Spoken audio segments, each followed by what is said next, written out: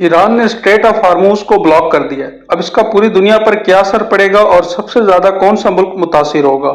सबसे पहले ये जानना जरूरी है कि स्ट्रेट ऑफ हार्मूज है क्या। ये 33 किलोमीटर की एक छोटी सी जगह है जो ईरान, ओमान और यूएई के दरमियान है।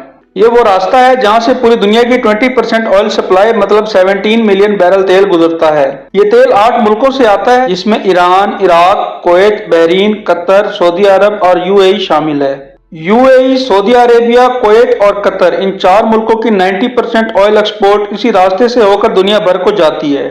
अगर ईरान स्ट्रेट ऑफ हार्मूज को ब्लॉक करता है तो सबसे ज्यादा नुकसान किस कंट्रीज को होगा।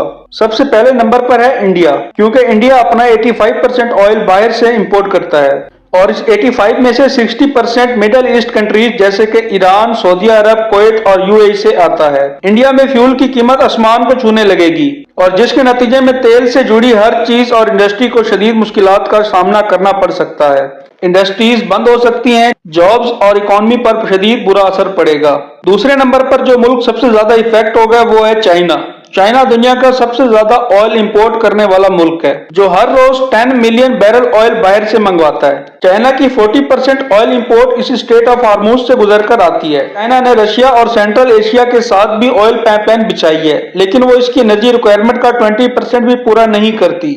इसलिए स्ट्रेट ऑफ हार्मूज बंद होने से चाइना की इकोनॉमी को जबरदस्त किस्म का धचका लग सकता है और अगर चाइना की इकोनॉमी हिली तो इसके असरात पूरी दुनिया में महसूस होंगे। तीसरे नंबर पर जो मुल्क सबसे ज्यादा मुतासिर होगा वो है जापान, क्योंकि वो अपना 90% ऑयल बाहर से इंपोर्ट करता है और इसमें से 75% इस स्ट्रेट ऑफ हार्मूज से गुजरकर आता है। चौथे नंबर पर जो मुल्क सबसे ज्यादा मुतासिर होगा वो है सऊदी अरेबिया। सऊदी अरेबिया का 80 to 90% ऑयल इसी स्ट्रेट ऑफ हार्मूज के रास्ते बाकी दुनिया को जाता है, जबकि सिर्फ 10% इधर रेड सी के साथ मौजूद कोस्ट लाइन से यूरोप को जाता है। तो ये रास्ता ब्लॉक होने से सऊदी इकोनॉमी पर बहुत बुरा असर पड़ेगा।